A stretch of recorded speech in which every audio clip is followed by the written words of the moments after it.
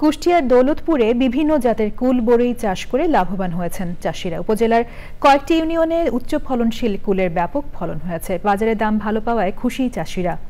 কুষ্টিয়া প্রতিনিধি আনিসুজ্জামান ডাবলুর তথ্য, ভিডিওচিত্রে আল মুকসিদের রিপোর্ট। দৌলতপুর উপজেলার কয়েকটি ইউনিয়নে উচ্চ ফলনশীল আপেল কুল, ভারত সুন্দরী, বল সুন্দরী জাতের কুল বরই আবাদ করছে কৃষক। দিশা সংস্থা থেকে কারিগরি প্রশিক্ষণ নিয়ে এসব উচ্চ ফলনশীল ফলের আবাদ করে ব্যাপক ফলন পেয়েছে তারা। দিশা কৃষি সংস্থার সন্ধান পায়, এরা আমাদের উন্নত জাতের চারা সংগ্রহ করতে সহায়তা করে এবং কিভাবে আবাদ করতে হবে এই সম্পর্কে আমার ট্রেনিং দেয়।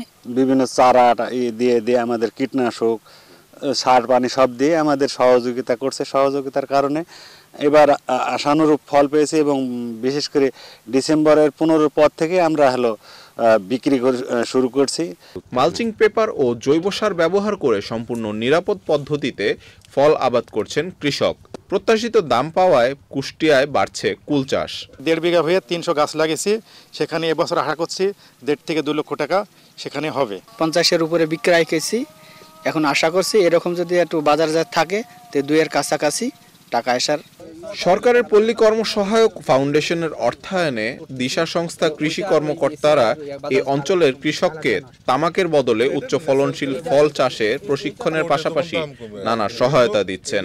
এই প্রোগ্রামের প্রধান উদ্দেশ্য হচ্ছে কৃষকদের মাঝে বিভিন্ন উন্নত প্রযুক্তিগুলো সম্প্রসারণ করা। সেই ক্ষেত্রে আমরা সরকারি কৃষি অফিস, কৃষি সম্প্রসারণ অধিদপ্তরের পাশাপাশি আমরাও বেসরকারিভাবে কাজগুলো করি। কৃষি বিভাগের তথ্য মতে দৌলতপুর উপজেলায় এবার 60 হেক্টর জমিতে বিভিন্ন জাতের কুলের আবাদ হয়েছে। আল মুকসিদ, চ্যানেল আই।